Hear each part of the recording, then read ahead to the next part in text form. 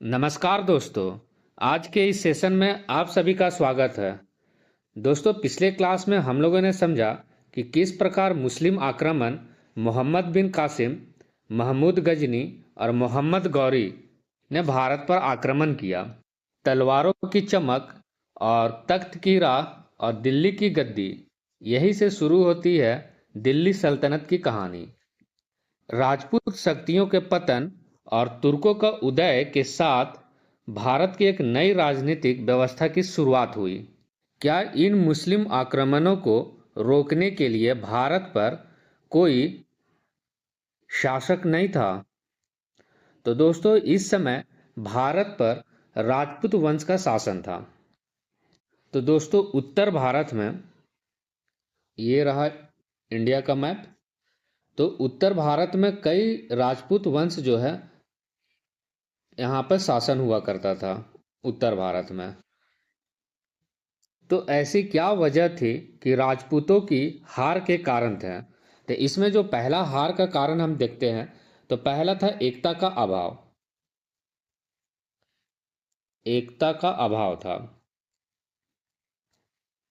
तो यहाँ पर जो राजपूत डायनेस्टी है, ये आपस में एक दूसरे को मदद नहीं करते थे। आपस में ये लोग दोनों के बीच में बनता नहीं था। एक राजपूत दूसरे जहाँ डायनेस्टी था, आपस में ये लोगों का संबंध सही नहीं था। और फिर इसके बाद आपस में ही जो अपने ही डायनेस्टी में वहां पर इंटरनल कन्फ्लिक्ट था आपस में भी।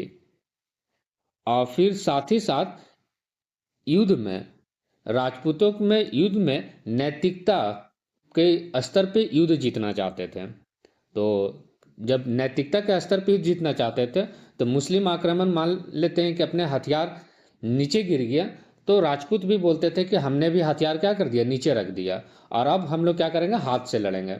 लेकिन तभी फिर मुस्लिम आक्रमण पीछे से एक तलवार निकालता था और फिर इसके बाद राजपूतों को क्या करता था, हरा देता था।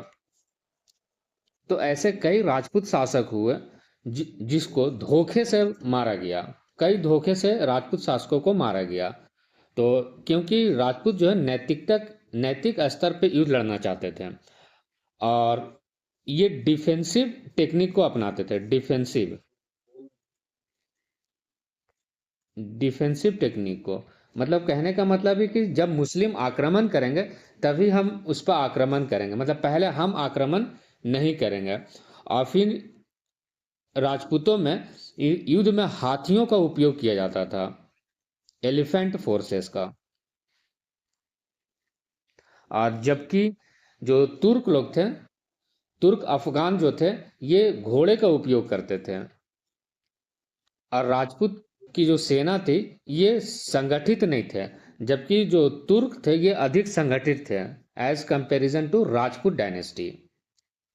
तो यही वजह रहा कि राजपूतों की डिक्लाइन का कारण हुआ। और फिर यहाँ पे एक से एक मुस्लिम आक्रमण होता गया, और भारत पर अब जो शासन हो जाएगा यहाँ पे दिल्ली सल्तनत का हो जाएगा। दिल्ली सल्तनत का जो टाइम पीरियड है, 1206 एडी से लेकर के 1526 एडी, इसमें कुल 5 राजवंश हुए। पहला स्लेव डायनेस्टी या गुलाम डायनेस्टी, फिर इसके बाद खिलजी डायनेस्टी, फिर तुगलक डायनेस्टी, सैयद डायनेस्टी और लोधी डायनेस्टी। ये जो स्टार्टिंग के जो 3 है, ये तुर्क नस्ल के हैं, टर्किक रेस का। ये जो सेंट्रल एशिया है, मेनली उज्बेकिस्तान, तुर्कमेनिस्तान का जो क्षेत्र है, वहाँ के ये नस्ल है। तो स्लेव डायनेस्टी, खिलजी डायनेस्टी या तुगलक डायनेस्टी, तो ये तुर्की नस्ल का है। और जबकि जो सैयद और लोधी डायनेस्टी है, ये अफगान ओरिजिन से है, अफगान रेस। भारत पर दिल्ली सल्तनत का जो सबसे अधिक समय तक शासन रहा, वो तुगलक डायनेस्टी का हुआ। फिर इसके बाद गुलाम डायनेस्टी का, फिर लोधी डायनेस्टी, फिर सैयद डायनेस्टी और फिर खिलजी डायनेस्टी। जो सबसे कम समय तक रहा वो खिलजी डायनेस्टी रहा। जैसे यहाँ पर टाइम पीरियड भी लिखा हुआ, 1290 से लेकर के 1320, मतलब 30 साल का सिर्फ रहा ये, 30 ईयर्स का। और सबसे ज़्यादा किसका, तुगलक का। तो इसे याद रखने का तरीका भी है, तुगल सखी। तो सबसे ज़्यादा किसका है, तुगलक का, और सबसे कम किसका है, खिलजी डायनेस्टी का।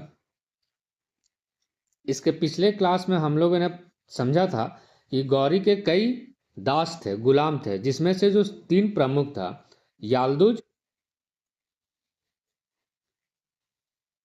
कुबाचा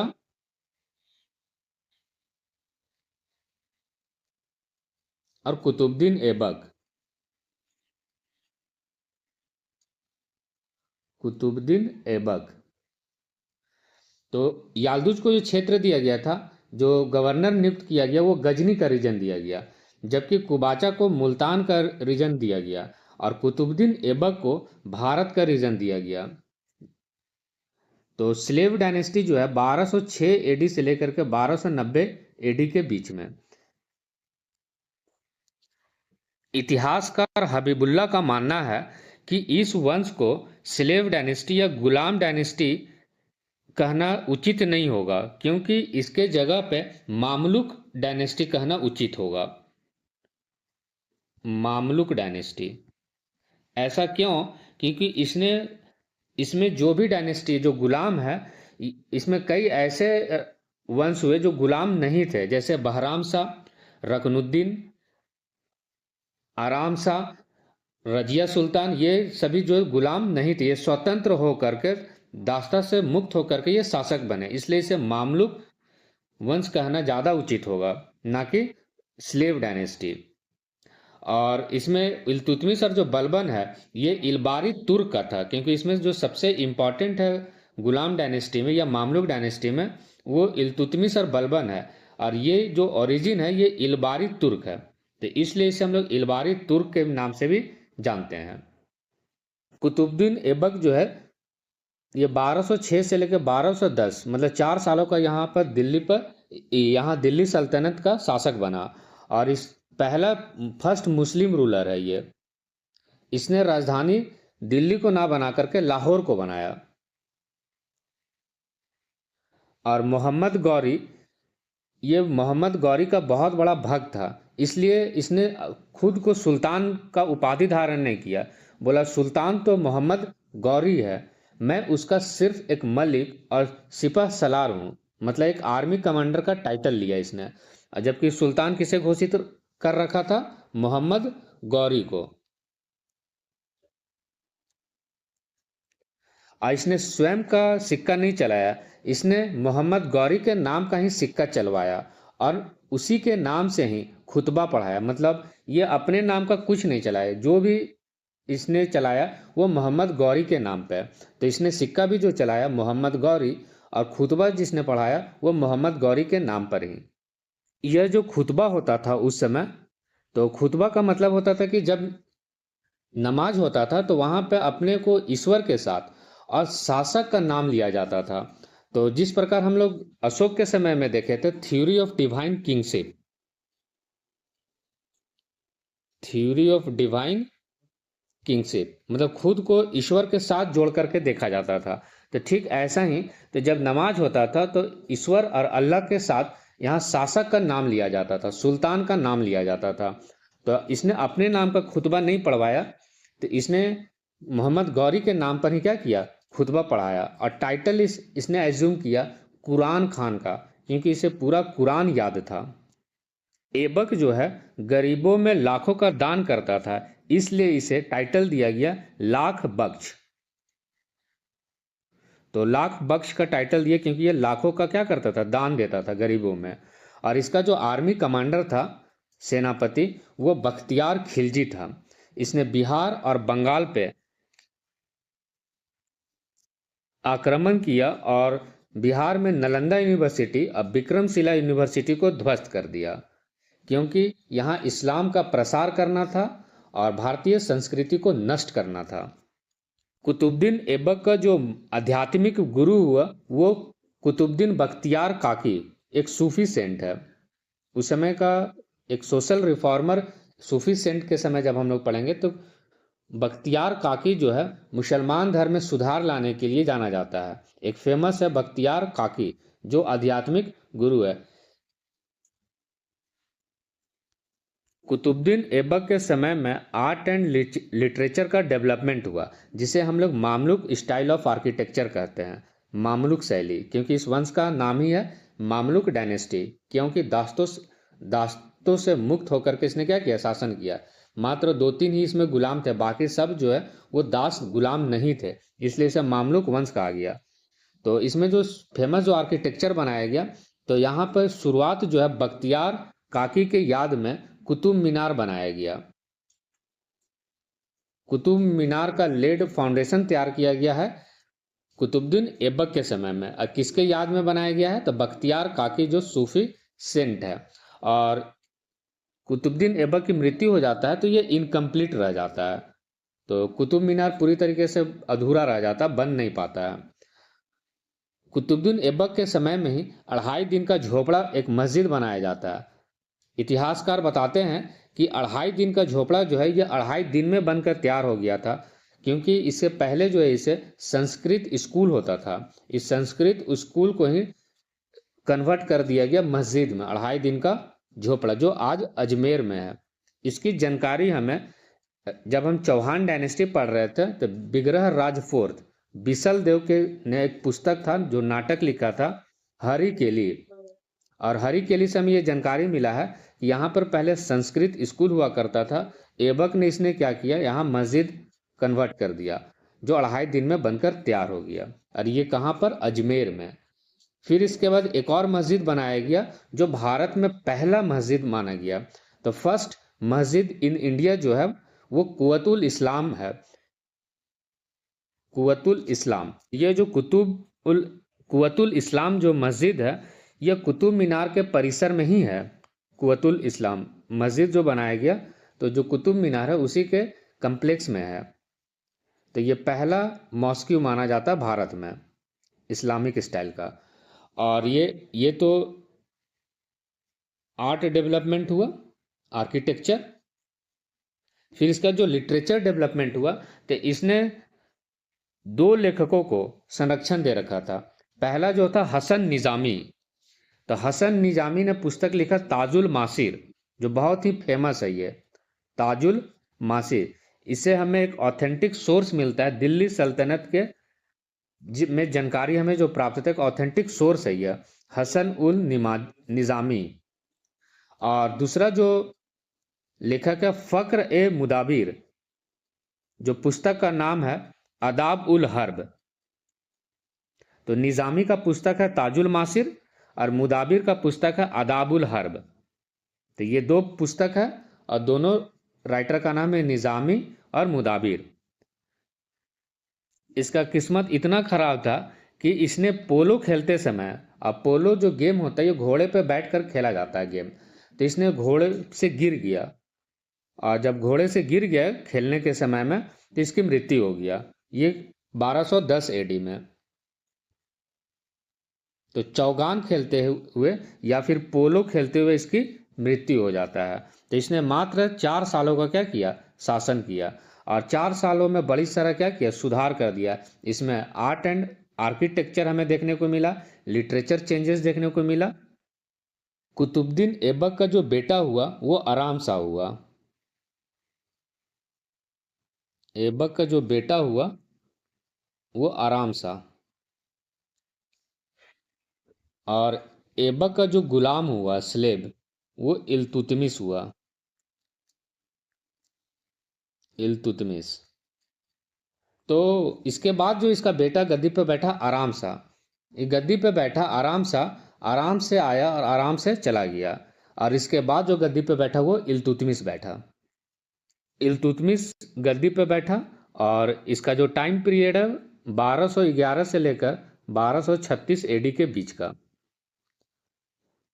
इल्तुतमिश को हम लोग वास्तविक संस्थापक मानते हैं कि रियल फाउंडर है। क्यों?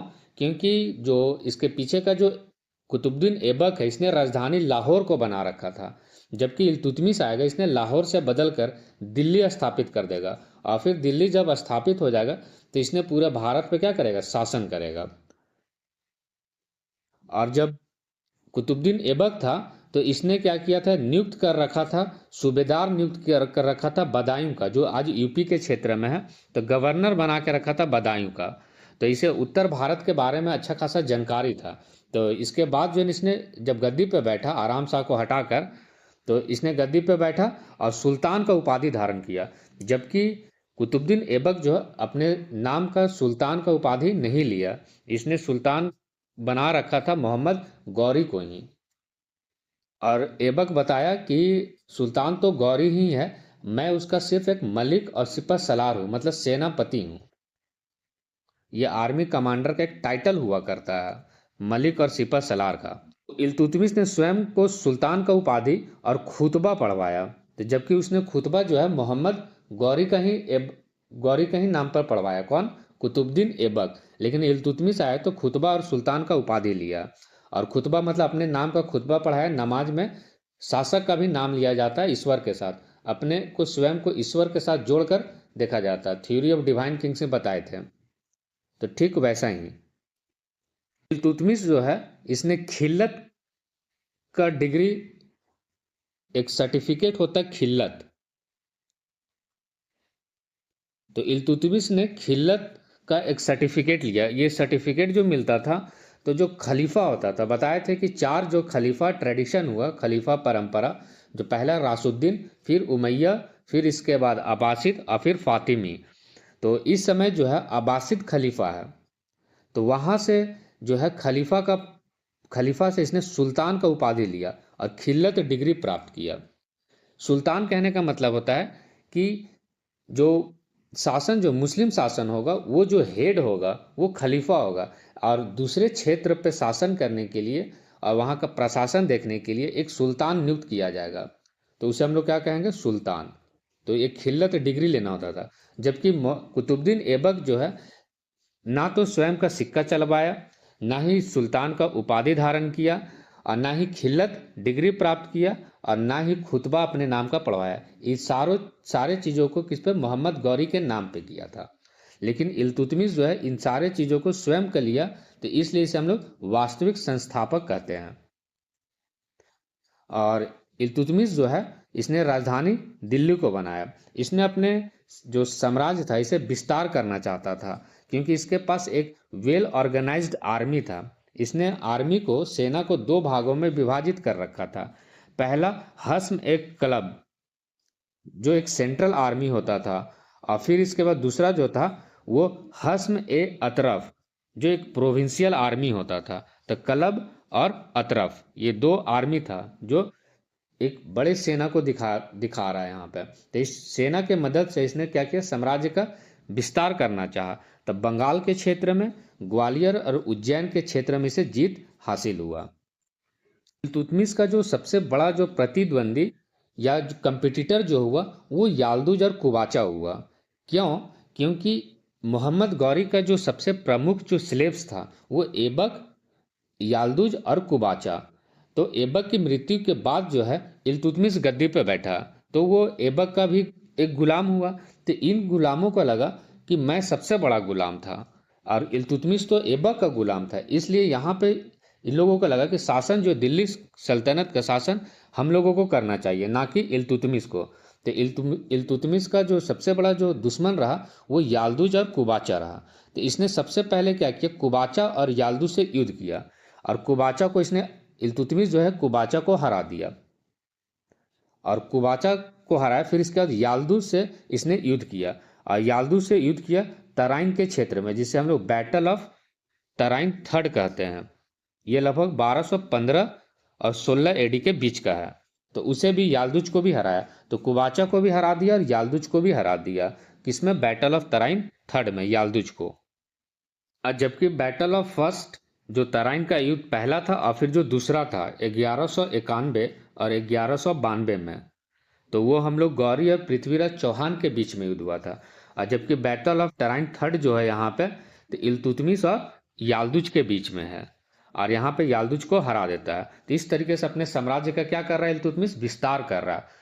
तो इसने एक और विस्तार करने के ड्यूरेशन में ही एक घटना होता है। इंसिडेंट यह है कि यह रहा दिल्ली सल्तनत, और इसके ऊपर का जो अंपायर होता है यह मंगोल अंपायर होता है, मंगोलों का शासन होता है। और यहाँ ईरान और इराक, ये सब का जो क्षेत्र है ये ख्वारिज्म अंपायर का है। तो ये जो शासक, जो मंगोल शासक हुआ था, यहाँ पे जो सबसे फेमस जो शासक हुआ वो चंगेज खान हुआ। बहुत ही क्रूर था चंगेज खान। ये जहाँ भी जाता था उस साम्राज्य को पूरी तरीके से नष्ट कर देता था। बच्चा बूढ़ा महिला सभी को मार देता था। वह जिस जिस गांव से गुजरता था उस गांव को पूरी तरीके से नष्ट और पूरी तरीके से जला देता था, ताकि वहां कोई भी वंश नहीं बच पाए। तो यहाँ चंगेज खान जो है यहाँ से चलता हुआ ख्वारिज्म अंपायर तक पहुंचता है और ख्वारिज्म अंपायर को नष्ट करना चाहता है। तो यह बात जो है, यहाँ का एक युवराज होता है क्राउन प्रिंस, जिसका नाम रहता है जलालुद्दीन मांग बरनी। जलालुद्दीन मांग बरनी जो है यह भाग करके भारत में दिल्ली सल्तनत के काल, इल्तुतमिश के काल में यहाँ पे शरण मांगता है। और यह बात किसको पता चल जाता है?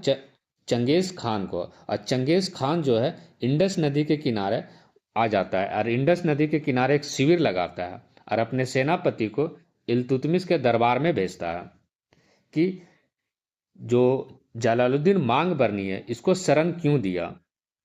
जब इल्तुतमिश को यह बात पता चला कि चंगेज खान सिंधु नदी के किनारे शिविर लगाकर अपने सेनापति को भेजा है, तो यह बात पता चला कि हम किसो जलालुद्दीन मांगबरनी को शरण दिए हैं। तो और चंगेज खान जब भी आता था सभी लोगों का रूह कांप जाता था, इतना ये क्रूर था।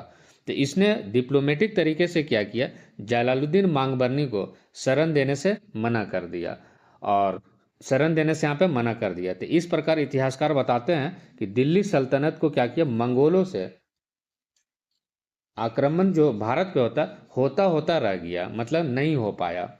तो ये इल्तुतमिश का एक डिप्लोमेटिक जीत माना जाता है।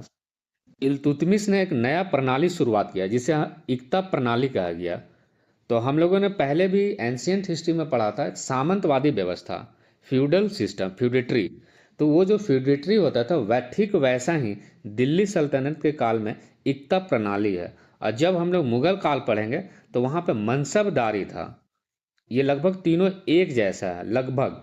तो इक्ता प्रणाली एक तरह का पीस ऑफ लैंड होता था, भूमि का एक टुकड़ा होता था और ये क्या करता, अधिकारियों को दिया जाता था। तो जो इसे दिया जाएगा, जो इसे हासिल जो होगा वो इक्तेदार कहलाएगा, इक्तेदार। तो उसे पीस ऑफ लैंड, एक भूमि का टुकड़ा दे दिया जाएगा और उस टुकड़े पर इसका काम यह रहेगा कि एक वहाँ से वो टैक्स कलेक्ट करेगा और फिर एक वहाँ पे लैंड लॉ एंड ऑर्डर को मेंटेन करेगा और एक अपना एक आर्मी जो है, एक अस्थाई आर्मी मेंटेन करके रखेगा।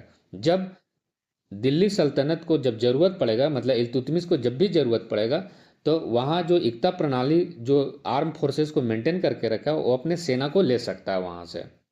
तो टैक्स कलेक्ट करने का अधिकार था, लॉ एंड ऑर्डर मेंटेन करने का, और आर्म फोर्सेस को, इक्तादार लोगों को। और कई इक्तदार जो थे छोटे और बड़े होते थे, जिस तरीके से सामंत में कोई बड़ा सामंत, कोई महासामंत जो बताए थे, तो ठीक वैसा ही यहाँ पर भी। तो यहाँ पर वेतन के बदले जो है यहाँ लैंड दिया जाएगा सैलरी के बदले। अब तो एक तो सबसे पहले हो गया कि सैलरी के बदले वो लोग को वेतन भी मिल गया, और दूसरा हो गया कि अपने साम्राज्य को चलाने के लिए मदद भी मिल गया अधिकारियों के द्वारा। इतिहासकार बताते हैं कि ये जो इल्तुतमिश है इसका काल जो है एक संघर्ष का काल था। तो इसने किस तरीके से कुबाचा, याल्दुज इन गुलामों से युद्ध करके जीता, और इसे जो है नोबेल क्लास का समर्थन प्राप्त नहीं था, अमीरों का समर्थन इसे प्राप्त नहीं था। तो इसने अमीरों से समर्थन प्राप्त करने के लिए तुर्क ए चहलगानी बनाया, 40 का ग्रुप बनाया, 40 अमीर लोगों का, और इसे काउंसिल ऑफ मिनिस्टर में क्या किया, पद दिया, बड़े बड़े पद। इतिहासकार यह बताते हैं कि जब इल्तुतमिश और ये तुर्क के चहलगानी जब आपस में बैठते थे तो इल्तुतमिश कहता था कि यह जो सुल्तान मीन्स जो इल्तुतमिश और जो तुर्क के चहलगानी है ये दोनों बराबर है, दोनों का पद क्या है, बराबर है। बस मैं सुल्तान हूँ और ये तुर्क चहलगानी जो है ये काउंसिल ऑफ मिनिस्टर में नियुक्त किए जाएंगे, दोनों का पद क्या है, बराबर है। तो इसने अमीरों का समर्थन धीरे धीरे क्या किया, प्राप्त कर लिया। तो इसने काउंसिल ऑफ मिनिस्टर नियुक्त किया तुर्क के चहलगानी।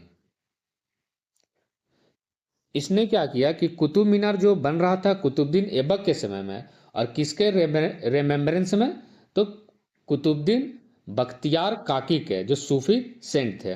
तो फाउंडेशन जो तैयार हुआ था ऐबक के काल में, और इल्तुतमिश जो है इसे 4th फ्लोर तक बनवाया। तो पहला, फर्स्ट फ्लोर, सेकेंड, थर्ड और फोर्थ, यहाँ तक जो है ये अधूरा रह गया था। तो इसने चौथे फ्लोर को पूरी तरीके से कंप्लीट करके, थर्ड और फोर्थ फ्लोर को, तो इसने चौथे फ्लोर तक कंप्लीट करवाया किसने? इल्तुतमिश ने। तो पूरी तरीके से कुतुब मीनार को कंप्लीट किस काल में हुआ? इल्तुतमिश काल में। और शुरुआत किसने किया था? ऐबक ने किया था। लेकिन फिर जब आगे जब तुगलक डायनेस्टी पढ़ेंगे तो वहां का एक सुल्तान होता है फिरोज शाह तुगलक। फिरोज शाह तुगलक, तो फिरोज शाह तुगलक के काल में यहाँ पे बिजली गिरता है और फोर्थ फ्लोर जो है वहाँ क्षतिग्रस्त हो जाता है, कुछ पार्ट जो है इसमें टूट जाता है। और इस टूटने की वजह से फिरोज शाह तुगलक जो है ऑर्डर देता है कि चौथे फ्लोर का क्या करना है? रिपेयर करवाना है और साथ ही एक नया फ्लोर बनवाना है। तो एक पांचवा फ्लोर बनवाया गया नया और फोर्थ फ्लोर का रिपेयर हुआ। तो टोटल जो है ये 5 मंजिला कुतुब मीनार जो है देखने को मिलता है। तो ये तुगलक काल में समय में चौथा और पांचवा बनवाया गया। लेकिन एग्जाम में पूछे कि किस काल में कुतुब मीनार जो है कंप्लीट बनाया गया, तो इल्तुतमिश के काल में इसने तुगलक डायनेस्टी का फिरोज शाह तुगलक चौथा फ्लोर और पांचवा फ्लोर बनवाया। फिर खिलजी डायनेस्टी का एक सुल्तान होता है अलाउद्दीन खिलजी। अलाउद्दीन खिलजी जो है ये कुतुब मीनार के जस्ट सामने, इस ये चाहता था कि कुतुब मीनार से बड़ा एक मेरा मीनार होगा जिसे अलाई मीनार के नाम से जाना जाएगा। तो ये क्या किया कि एक अलाई मीनार बनवाना चाहता था ठीक कुतुब मीनार के सामने। जब अलाउद्दीन खिलजी ऑर्डर दिया अलाई मीनार बनवाने का, तो इसमें इंजीनियरिंग का एक प्रॉब्लम हो गया, ये बन नहीं पाया, अधूरा ही रह गया। क्योंकि जो सेंटर ऑफ मास जो है धीरे धीरे जब मीनार ऊंचा किया जाएगा, मतलब दुगना ऊंचा बनाना चाहता था कुतुब मीनार से। कुतुब मीनार लगभग 73 मीटर के आसपास का है, तो ये उसे डबल बनाना चाहता था, 150 मीटर का बनाना चाहता था। तो कुतुब मीनार जो है ये इस तरीके से है, तो नीचे का जो है ये चौड़ा है, फिर ऊपर धीरे धीरे सेंटर ऑफ मास क्या होता है? कम होता जाता है। तो इसने शुरू से ही क्या किया कि बराबर बना दिया, तो ये टिक नहीं पाया, ऊपर बन नहीं पाया, तो ये अधूरा रह गया अलाई मीनार। तो इस फिगर में देखे जा सकते हैं साफ साफ जो है चौथा और जो पांचवा है ये न्यू लग रहा है। ये फिरोज शाह तुगलक ने बनवाया था क्योंकि इस पे बिजली गिरा था। और ये कितने फ्लोर का है? तो पहला, दूसरा, तीसरा, चौथा और ऊपर का पांचवा, 5 मंजिला है। यह जो फिगर दिख रहा ये अलाउद्दीन खिलजी का अलाई मीनार है जो अधूरा है, अलाई मीनार। और ये ठीक कुतुब मीनार के सामने है। तो इसकी जो सेंटर ऑफ मास जो है इसने बराबर रखा, तो एक इंजीनियरिंग, बेहतर इंजीनियरिंग नहीं हो पाया जिसके चलते यह अधूरा रह गया, तो यह बन नहीं पाया। और ये कुतुब मीनार से दुगना ऊंचा बनवाना चाहता था। और यहाँ पर जो यह मस्जिद दिख रहा है ये कुतुब मीनार के कम्प्लेक्स में ही यह मस्जिद दिख रहा होगा। तो यह जो मस्जिद है ये कुवतुल इस्लाम मॉस्क्यू है और ये भारत में पहला मस्जिद है जो इस्लामिक स्टाइल का बनाया गया। तो फर्स्ट इस्लामिक स्टाइल का बनाया जाने वाला जो मस्जिद है वो कुवतुल इस्लाम है और कुतुब मीनार के कम्प्लेक्स में है। और यहाँ जो फिगर दिखाया गया है कि यह जो बनाया गया ये 2.5 दिन का झोपड़ा है। तो ये जो 2.5 दिन का झोपड़ा है यहाँ पहले यह संस्कृत स्कूल हुआ करता था। और इसकी जानकारी हमें हरि केली नामक पुस्तक से, नाटक वाली जो पुस्तक है उससे पता चलता है। हरि केली जो बिगरा राजफोर्थ विसल देव ने लिखा है, हरि केली। इल्तुतमिश के दरबार में एक फेमस स्कॉलर रहता था जिसका नाम है मिनासुस सिराज और इसका पुस्तक का नाम है ताबकते नासरी। यह हमें दिल्ली सल्तनत का राजनीति और अर्ली दिल्ली सल्तनत के इतिहास के बारे में जानकारी प्राप्त होता है। ताबकते नासरी, जितनी भी हम यहाँ पे स्कॉलर्स और उसके पुस्तक का नाम है उसे याद रखना है क्योंकि ये बहुत ही इम्पोर्टेंट है, एग्जाम में कई बार पूछा जा चुका है। और इसने एक और काम किया कि इसने सिक्के जारी किया, टांका का सिल्वर क्वाइन और जित्तल जो है कॉपर क्वाइन था। और जो कुतुबुद्दीन ऐबक था, इसके पहले का जो सुल्तान हुआ, ऐबक जो फाउंडर हुआ, तो ऐबक जो है इसी का गुलाम इल्तुतमिश था और इसे खरीदा था 1 लाख जितल में। 1 लाख जितल में जो है ऐबक ने इल्तुतमिश को खरीदा था क्योंकि ये गुलाम था किसका, ऐबक का। और इल्तुतमिश ने अपने मृत्यु से ठीक पहले अपना उत्तराधिकारी, जो इसकी जो बेटी जो योग्य थी लायक, वो रजिया सुल्तान, उसे अपना उत्तराधिकारी नियुक्त कर रखा था। और फिर इल्तुतमिश का बाद में मृत्यु हो जाता है। लेकिन इन 40 नोबल को यह बात पसंद नहीं आई कि एक महिला के अंदर में हमें क्या करना है, काउंसिल ऑफ मिनिस्टर में नियुक्त रहना है। एक महिला के अंदर में क्या करना है, हमें मंत्री पद पे रहना है। तो इसने जो है गद्दी पर नहीं बैठी, रजिया सुल्तान जो है गद्दी पर नहीं बैठी, और इसके जगह पे जो है रकनुद्दीन को गद्दी पे बैठाया गया तुर्क और चहलगानी के मदद से। हालांकि रकनुद्दीन जो है ये एक अयोग्य शासक था, और बोला जाता है कि रकनुद्दीन और इसकी जो माँ हुई, इन दोनों ने मिलकर के दिल्ली पर बहुत ही अत्याचार और कुप्रशासन का आरोप लगा। लेकिन रजिया जो है एक योग्य शासिका होने के साथ जनता का समर्थन प्राप्त किया, और रकनुद्दीन को गद्दी से हटाकर रजिया को गद्दी पर बैठाया गया। तो दोस्तों आज के लिए इतना ही। यदि इसके आपको पीडीएफ नोट्स चाहिए तो आप डिस्क्रिप्शन बॉक्स में टेलीग्राम चैनल का लिंक दिया हुआ, आप चाहे तो वहां से डाउनलोड कर सकते हैं। बहुत बहुत धन्यवाद। नेक्स्ट वीडियो में हम लोग रजिया सुल्तान और बलबन को समझेंगे।